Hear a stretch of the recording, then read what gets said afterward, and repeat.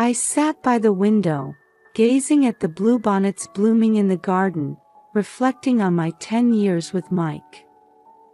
Our house in the suburbs of Austin, Texas, had a quiet and peaceful atmosphere. But lately, even this tranquil space felt somewhat suffocating. Looking back, my meeting with Mike seemed like fate.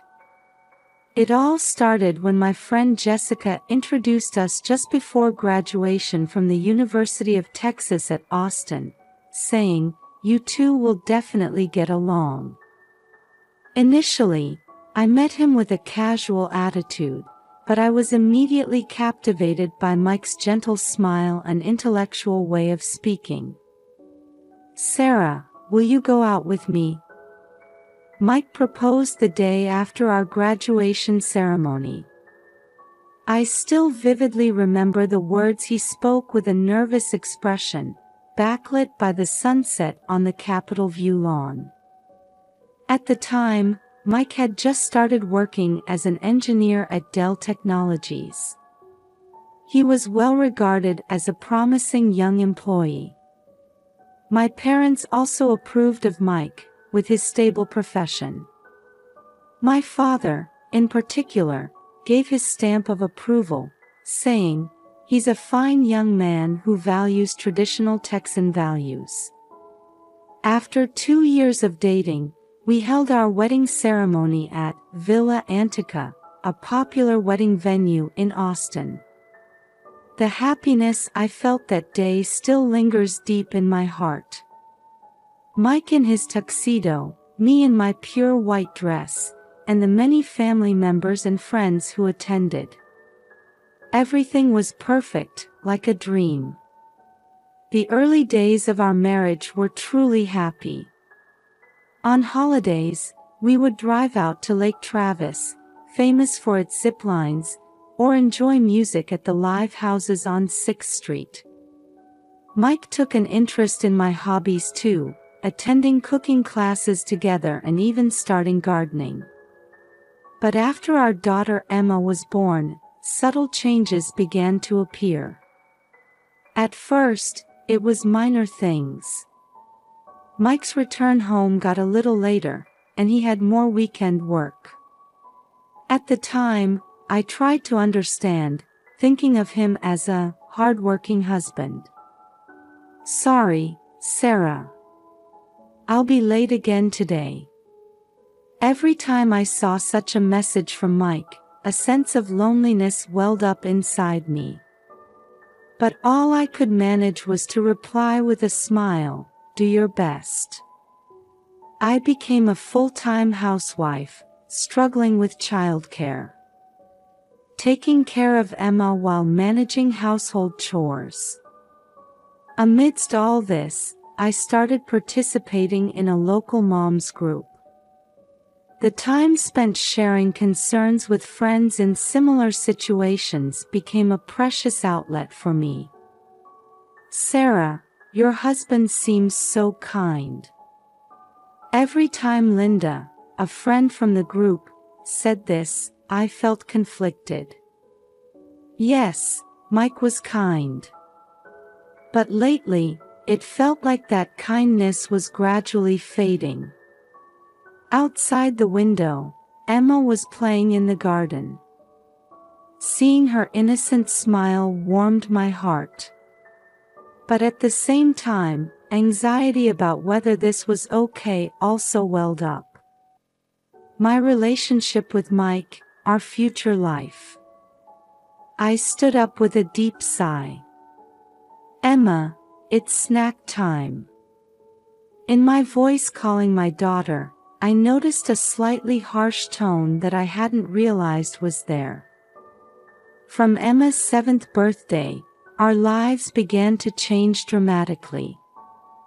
There had been gradual changes before, but from this point on, things really started to visibly differ. Mike coming home late had become an everyday occurrence. But now, the word "business trip" was frequently heard. At first, I thought his work had just gotten busier. Dell Technologies is a big company, and maybe Mike's abilities were recognized, and he was given more responsible work. That's what I kept telling myself. Sarah, I've got another business trip. I won't be back until Friday. Every time Mike told me this, a small anxiety grew in my chest. I tried to ask, looking into his eyes. Are you okay? Did something happen? But Mike's answer was always the same. A big project has started. Don't worry. Emma also began to react sensitively to these changes in her father. One night, I was awakened by her scream. Mama! I'm scared. I rushed into Emma's room. She was trembling under her blanket. What's wrong, Emma? I had a dream.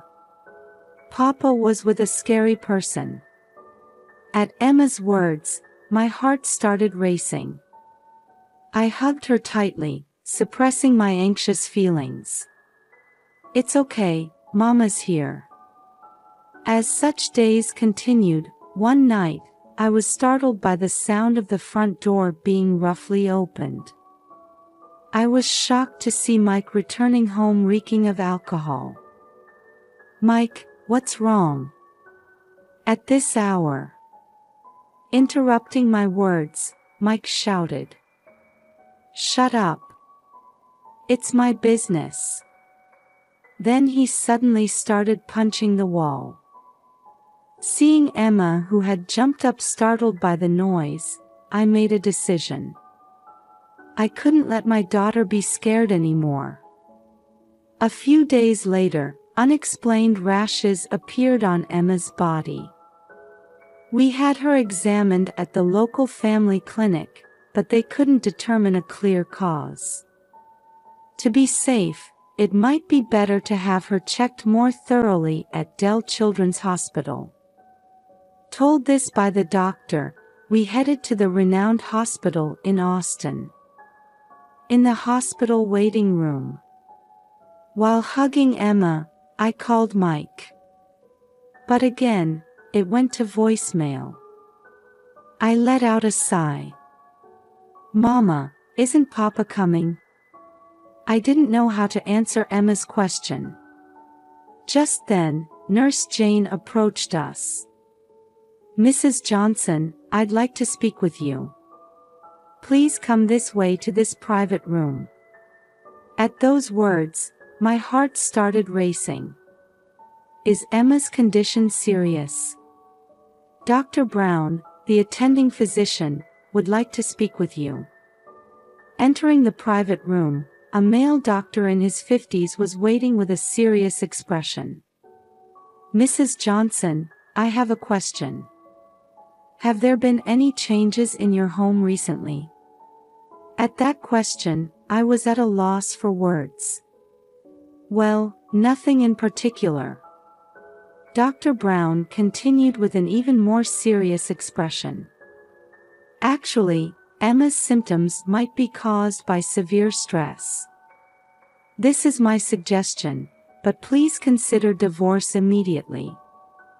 At those words, I was stunned. Huh? Divorce? What do you mean? In a private interview with Emma, I heard some concerning things. It seems your husband's behavior is causing Emma significant stress. At that moment, all the anxieties and doubts I had been feeling came rushing in. Mike's changes, Emma's nightmares, and now this doctor's words. It all started to connect. Tears began to flow from my eyes without me realizing it. Dr. Brown's words continued to echo in my ears. The word divorce sank into my chest like heavy lead. However, thinking of my daughter Emma, I couldn't turn a blind eye to this reality. I took a deep breath, trying to regain my composure. Doctor, I asked, suppressing my trembling voice. Can you tell me specifically what Emma said? Dr. Brown looked at me with gentle yet stern eyes and slowly began to speak. Emma says she witnessed her father bringing an unknown woman into the house. At those words, I felt as if my heart had stopped for a moment. Mike, my husband. The unbelievable reality was slowly taking shape. Dr. Brown continued. She also mentioned hearing violent language and behavior towards you. These events are causing Emma significant psychological stress. I was at a loss for words. Mike's infidelity and violence towards me. To think that our daughter had witnessed these things. Without realizing it, tears were flowing uncontrollably down my cheeks. Mrs. Johnson, Dr. Brown's voice seemed to come from far away. Emma's rash is likely psychosomatic urticaria. If this environment continues, it could develop into more serious physical and mental issues.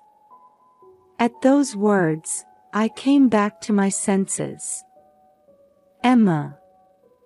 Yes, I had to think of my daughter first. I took a deep breath, trying to calm myself. I understand, I said, putting strength into my voice. For Emma's sake, I'll seriously consider what to do next. Thank you. Leaving the examination room, Emma was looking at me anxiously in the waiting room. I put on a smile and approached my daughter. Emma, let's go home. After leaving the hospital, we stopped by a nearby Zatsa coffee. I ordered a hot chocolate for Emma and coffee for myself. While Emma was playing in the kids' corner inside the store, I tried to organize my thoughts. Gazing at the people passing by outside the window, the events of the past few years flashed through my mind like a film reel. The happy days, and the recent painful times. My hand holding the coffee cup trembled slightly. Mama, it was delicious, Emma's voice brought me back to reality. I'm glad you enjoyed it, I smiled, but inside, my heart was in turmoil. On the way home, holding Emma's small hand tightly, I had made up my mind. What should I do now? What could I do to protect Emma? The answer was clear, but I needed a little more time to make that decision. Arriving home, I sat on the living room sofa and had Emma sit on my lap. Emma, Mama loves you very much. No matter what happens, Mama will protect you, okay? Emma nodded silently and hugged me tightly. That night, after putting Emma to bed, I sat in the dark kitchen for a long time. The moonlight shining through the window illuminated my wedding ring placed on the table. Staring at that light, I was summoning courage for tomorrow. Several days passed since my decision at Zatsa Coffee. Every night, after Emma had fallen asleep, I sat in front of the living room computer, researching Texas divorce laws. The pale light from the screen cut through the quiet darkness of the night. While struggling with complex legal terms, I kept pushing forward, thinking of Emma's smile. Best interests of the child, property division, child support. Occasionally, I felt dizzy from the unfamiliar string of words. One day, when I consulted with Linda, a friend from the moms group, at a coffee shop, she introduced me to a trustworthy private investigator. Watching the latte foam slowly disappear, Linda quietly said. "Sarah, if you have evidence, you can protect your and Emma's future. But are you sure this is what you want?" I exhaled deeply and firmed my resolve. Yes, for Emma's sake too, I need to clarify things. Encouraged by Linda's words, I decided to hire the investigator. For the next 2 weeks, my heart was constantly swinging between anxiety and expectation. Even when sending Emma off to school in the morning or putting her to bed at night, a part of my mind was always concerned about Mike. Although Emma's rash had improved slightly, her night crying continued. In the middle of the night, hearing Emma's sobbing from her room, my heart felt like it was being torn apart. Hugging Emma during these times, I questioned my decision over and over again. "Mama, when is Papa coming home?" At Emma's innocent question, I was at a loss for words. I didn't want to lie. But I couldn't tell the truth either. "Papa is busy. But he's always thinking of you, Emma." My own words sounded somewhat hollow to me. Finally, I received a call from the investigator. I was shopping at the time and stopped in the vegetable aisle of the supermarket. "Mrs. Johnson, we've captured decisive evidence." At those words, my heart started racing. I almost dropped the tomato I was holding. The next day, my hand trembled as I opened the envelope from the investigator. Sitting on the living room sofa, I took several deep breaths. What came out of the envelope was a photo of Mike entering the luxury hotel, Driscoll, with a young woman. I gasped. The woman in Mike's arms looked more than 10 years younger than me. Her vibrant smile and Mike's intimate gestures. These images burned into my eyes and wouldn't leave. Hot tears flowed from my eyes as I stared at the photos.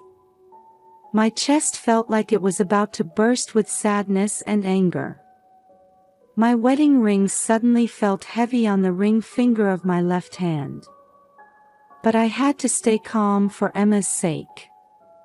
I took deep breaths repeatedly, suppressing my emotions. Outside the window, everyday life continued as usual.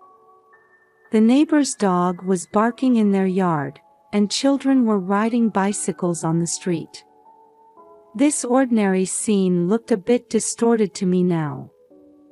That night, I left Emma with my friend Jessica. At the doorstep, Emma looked up at me anxiously. "Mama, where are you going?"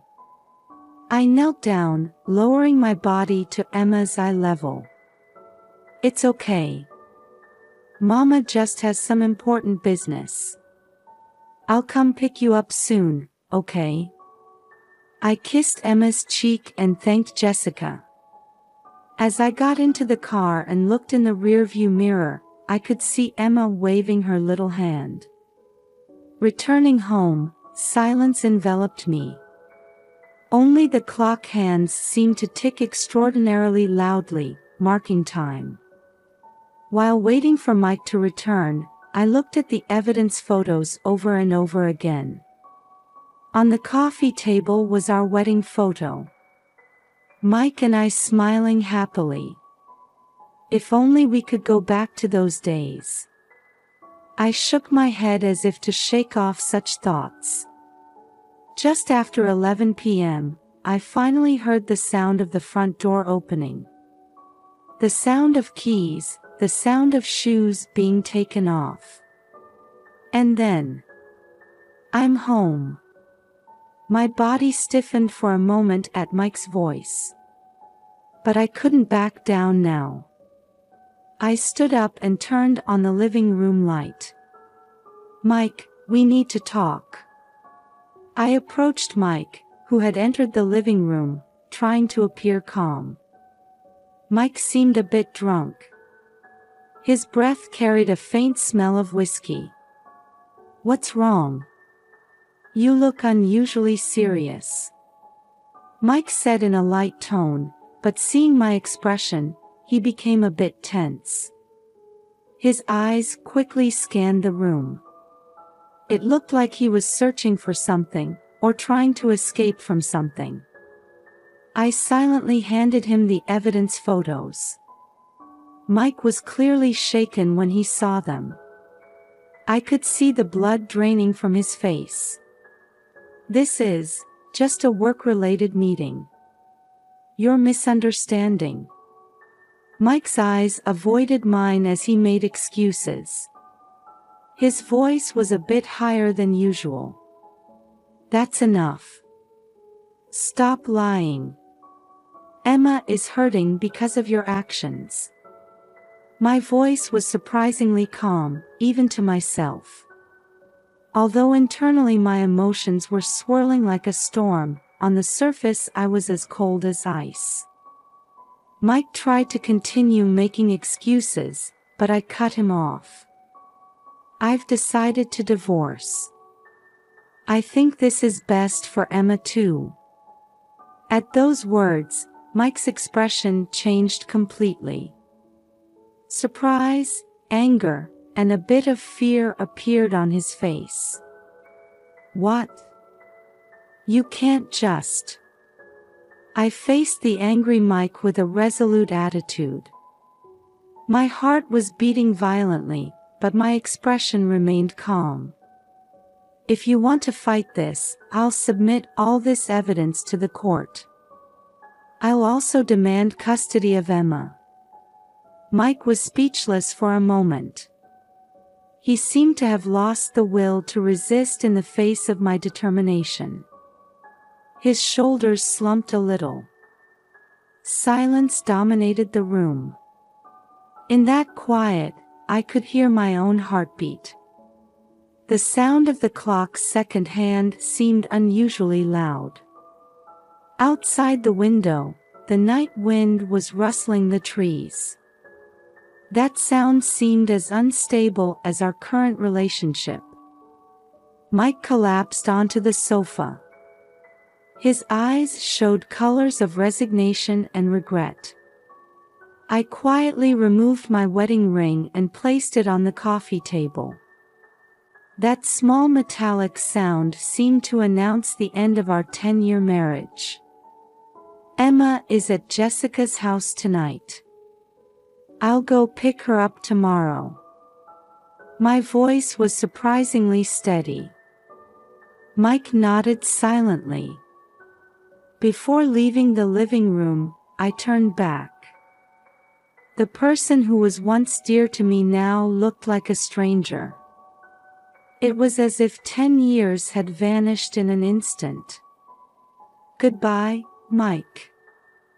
With those words, I took my first step towards a new life.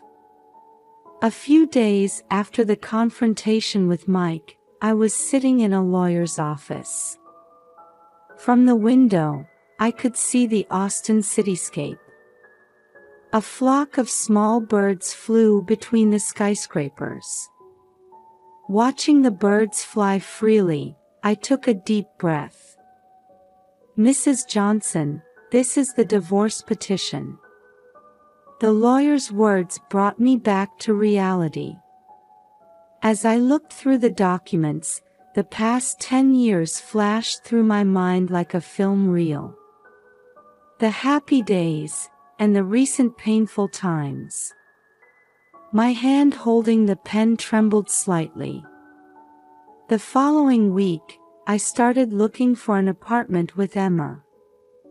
In the suburbs of Austin, in a quiet residential area.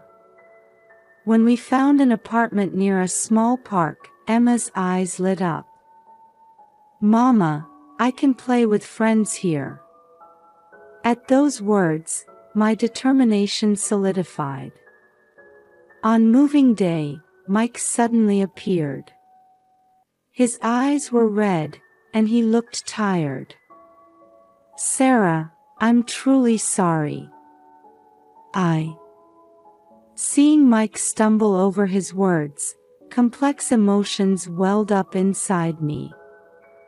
Anger, sadness, and a bit of sympathy. "Mike, it's too late. But please remain a father to Emma." At my words, he nodded silently. A new life began. For the first few weeks, Emma's night crying continued. "Will Papa never come back?" Such questions often pained my heart.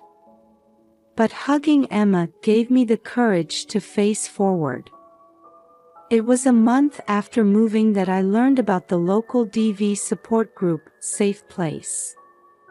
Encouraged by my friend Linda to participate, I found women there who had similar experiences. Listening to their stories, I realized I wasn't alone. "Sarah, you're strong. You stood up for Emma's sake." At the words of Carol, the group leader, I couldn't stop my tears. Emotions I had been bottling up for years suddenly poured out. Emma's symptoms also gradually improved. With the support of Jennifer, the psychotherapist, mother and daughter spent days healing their wounds. Every time Emma's smile returned, I became more certain that I had made the right choice. The divorce was finalized 6 months after our separation. When I faced Mike in court, he looked haggard. "Sarah, I'm truly sorry. I did something unforgivable." While harboring complex feelings towards Mike's words, I responded calmly. "Mike, we can't change the past. But from now on, please be a good father to Emma." The judge granted me custody of Emma and ordered Mike to pay appropriate child support. Furthermore, Mike's infidelity was recognized, and he was ordered to pay me compensation. What was unexpected was that Mike's affair partner was also ordered to pay compensation. "Now you can start a new life," the lawyer said. I let out a sigh of relief at those words. A year passed, and I started a part-time job. Working at a local bookstore, I created a life rhythm that allowed me to participate in Emma's school events. Emma also adapted to the new environment, made friends, and regained her cheerfulness. One day, during volunteer work at Safe Place, a newly participating woman was tearfully recounting her experiences. Watching her, I realized that my experience could be a source of strength for others. In the group session, I stood up. "We have all overcome difficulties. That experience becomes the power to help others." I was scared at first too. But I was able to stand up for Emma's sake, and for my own sake. You all have that strength too. At my words, the room fell silent. Then, one by one, people started nodding. At that moment, I felt like I had found my new mission. On the way home, holding hands with Emma, I looked up at the sky. It seemed bluer and wider than before. "Mama, let's go get ice cream." I responded with a smile to Emma's innocent grin. "Sure, let's go." The door to a new life was opening wide before us. On a crisp spring day, sunlight poured down on Austin's Zilker Park. Sarah, 37, and Emma, 10, were enjoying a picnic on the green lawn. "Mama, I'm happy," Emma suddenly murmured. Sarah gently hugged her daughter and smiled, saying, "I'm happy too, Emma." 2 years had passed, and Sarah had officially started working at New Hope, an NPO supporting DV victims. Emma had grown into a healthy and active fifth grader, regaining her bright smile. Mike was watching the two from a distance. He had stopped by the park by chance after attending Emma's sports day. After the divorce, he had gone through rehabilitation for alcohol addiction and was now engaged in community volunteer work. Seeing his ex-wife and daughter laughing happily, Mike felt regret but also relief. He quietly approached them and said, "Sarah, Emma, hello." Surprised, the two turned to face Mike, who offered them a gentle smile. "I'm really glad to see you both so happy." Sarah noticed the change in Mike and nodded slightly. Emma, though a bit confused, honestly conveyed her feelings. "Papa, I'm happy with Mama." Mike gently patted his daughter's head and murmured, "I see. That's good." The three spent a peaceful time together, despite the awkward atmosphere. As they parted, Mike vowed, "I'll keep working hard to be a good father to Emma." Sarah and Emma started walking hand in hand through the twilight park. Watching their retreating figures, a small tear glistened in Mike's eye. A new form of family bond was slowly but surely being woven.